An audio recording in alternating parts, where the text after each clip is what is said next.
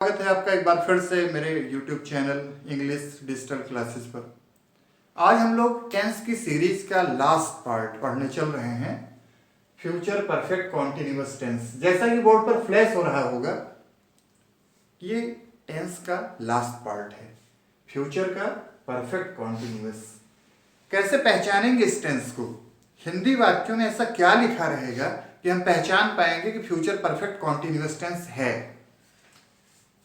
रहेंगे, रहेगी, रहूंगा, रहोगे जैसे शब्द हिंदी के वाक्यों में आएंगे, वहीं पर अगर इंग्लिश में इनको पहचानना है तो हमको विल हैव बीन देखना होगा, शैल हैव बीन देखना होगा, साथ ही साथ वर्ब की फर्स्ट फॉर्म में आईएनजी ऐड होगा, प्लस सिंस फॉर का यूज करके टाइम भी मेंशन रहेगा।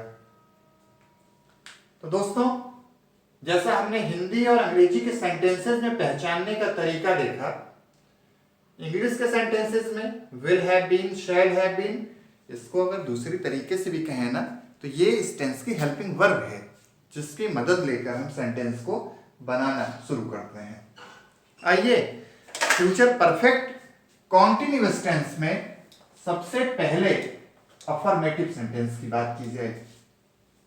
अफर्मेटिव सेंटेंसेस ऐसे सेंटेंस होते हैं जो सकारात्मक बात करते हैं, इसीलिए इनको सकारात्मक वाक्य कहा जाता है। सबसे पहले हम देखेंगे कि सेंटेंस को बनाने का तरीका क्या है। सब्जेक्ट का यूज करेंगे, हेल्पिंग वर्ब के बारे में जैसा मैंने अभी बताया आपको, will have been, shall have been का यूज करेंगे। दोस्तों, एक चीज का ध्यान रखना है कि इनके साथ में कभी भी हैज या हैड नहीं यूज होगा, सिर्फ हैव का यूज करेंगे। इस चीज को आप ध्यान रखिएगा, इनको लेकर किसी तरह का कंफ्यूजन आपके मन में नहीं होना चाहिए। इसके साथ वर्ब की ing form, first form of the verb plus इंग, सिंस फॉर का यूज करेंगे, टाइम मेंशन करेंगे और इस तरीके से सेंटेंस बनाएंगे अफर्मेटिव में।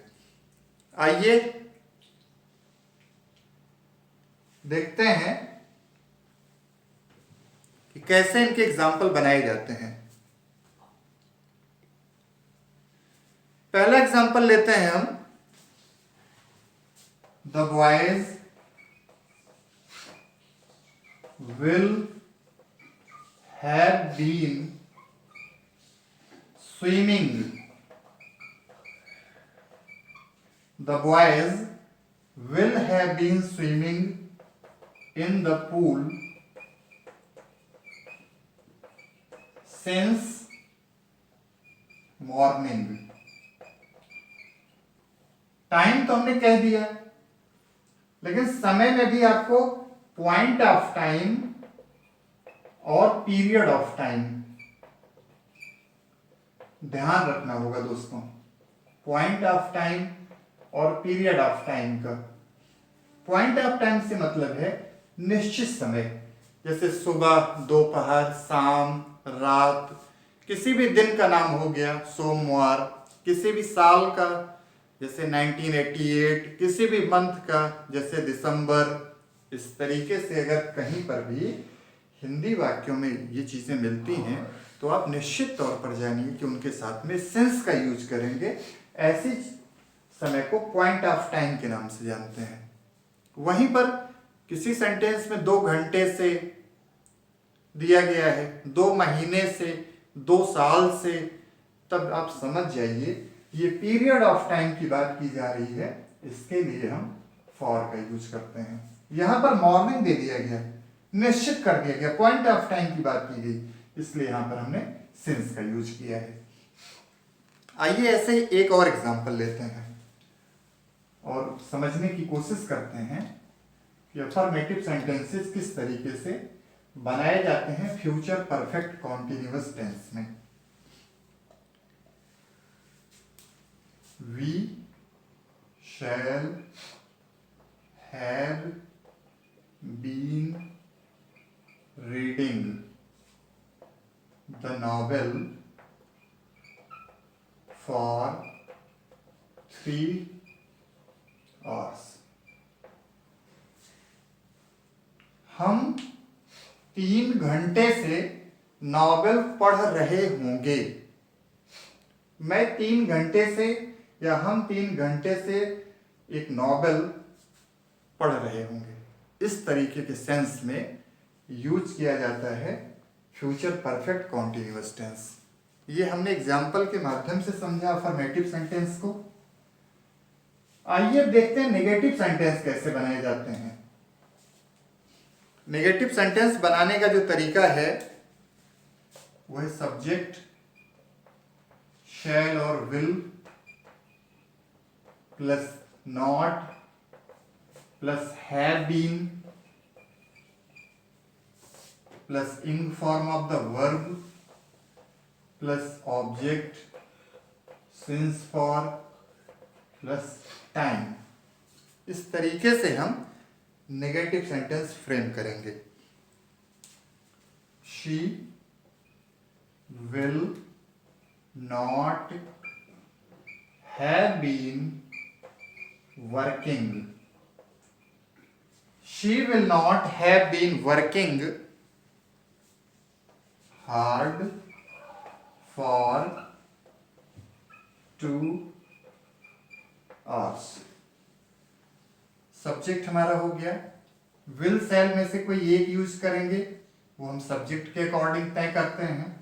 फिर नॉट मेंशन किया गया, हैव बीइंग का पार्ट ये यूज किया गया। यहां पर working first form of the verb में आईएनजी ऐड किया वर्क में, ये इसका पार्ट हो गया। और ये हमारा सिंस फॉर का ये पार्ट हो गया। क्योंकि 2 hours हमने यहाँ पर पीरियड ऑफ टाइम की बात की है, इसलिए फॉर को मेंशन किया गया है। नेगेटिव सेंटेंस का एक एग्जांपल और लेते हैं जिससे कि किसी तरह का कंफ्यूजन न रह जाए। आइए एक एग्जांपल के साथ और देखते हैं। You will not have been suffering। You will not have been suffering from fever since night। ये एग्जाम्पल हमने और लिया। ये हमारा सब्जेक्ट का portion, helping verb not mention किया गया, हैव बीन का पोर्शन यहाँ यूज है। ये हो गई हमारी वर्ब, मेन वर्ब सफर, आईएनजी ऐड किया, फ्रॉम फीवर को कनेक्ट किया हमने यहाँ पर। सिंस हमारा पॉइंट ऑफ टाइम है और नाइट। इस तरीके से हमने नेगेटिव का एक सेंटेंस और देखा। अब इसके बाद में हम बात करने वाले हैं इंट्रोगेटिव सेंटेंस की। इंट्रोगेटिव सेंटेंस होते क्या हैं, इनके बारे में बात की जाए। इंट्रोगेटिव सेंटेंस ऐसे सेंटेंस होते हैं जिनसे प्रश्न पूछने का भाव प्रकट होता है। जहां पर प्रश्न पूछे जाते हैं वो इंट्रोगेटिव सेंटेंस होते हैं, जिसमें फर्स्ट टाइप और सेकंड टाइप करके हम पढ़ते हैं आसानी के लिए। और आइए देखते हैं कि किस तरीके से इंट्रोगेटिव में सेंटेंस बनाते हैं।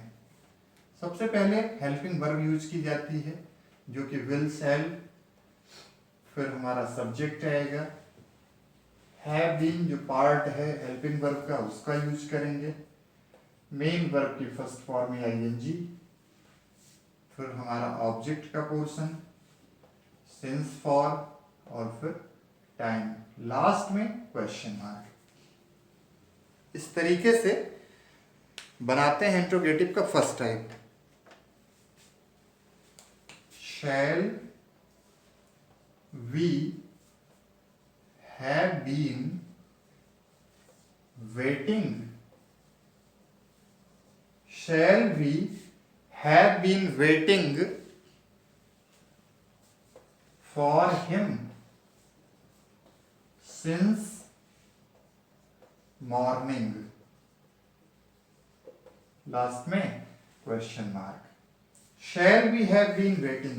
शैल का यूज किया गया, ये हमारा सब्जेक्ट का पोर्शन, हैव बीन ऐड किया, वर्ब की इंग फॉर्म वेट में आईएनजी, ये हमारा ऑब्जेक्ट का पोर्शन, सिंस हमारा पॉइंट ऑफ टाइम है, और ये हमारा टाइम मॉर्निंग जो बताता है पॉइंट ऑफ टाइम के बारे में बताता है, इसलिए हमने सिंस का यूज किया, जो पॉइंट ऑफ टाइम के लिए यूज किया जाता है। आइए एक एग्जांपल और लेते हैं और उसके माध्यम से समझते हैं कि इंट्रोगेटिव फर्स्ट टाइप कैसे फ्रेम किए जाते हैं। Will you not have been. अब इस सेंटेंस में आप देखिए नॉट ऐड हो गया है, इसका मतलब कि हम नेगेटिव इंट्रोगेटिव फ्रेम करने चल रहे हैं। रीडिंग फॉर 2 hours, लास्ट में क्वेश्चन मार्क। इस सेंटेंस को इंट्रोगेटिव नेगेटिव बनाया गया। Will you not have been reading for 2 hours। अब बारी आती है इंट्रोगेटिव के सेकेंड टाइप की। आइए देखते हैं इंट्रोगेटिव सेकेंड टाइप क्या है, पहले ये जानते समझते हैं, फिर उनको एग्जाम्पल के माध्यम से और बेहतर तरीके से समझने की कोशिश की जाती है। इंट्रोगेटिव सेकेंड टाइप से मतलब होता है ऐसे वाक्य जिसमें क्वेश्चन वर्ड तो सबसे पहले आएगा, लेकिन उसकी हिंदी वाक्य के बीच में आती है। हिंदी वाक्यों के बीच में क्वेश्चन वर्ड की हिंदी आएगी, लेकिन जब उनको ट्रांसलेट करते हैं इंग्लिश में तो वो सबसे पहले क्वेश्चन वर्ड के रूप में आ जाते हैं। आइए सबसे पहले फ्रेमिंग देखते हैं उनकी। क्वेश्चन वर्ड का यूज किया, फिर will shall plus subject plus have been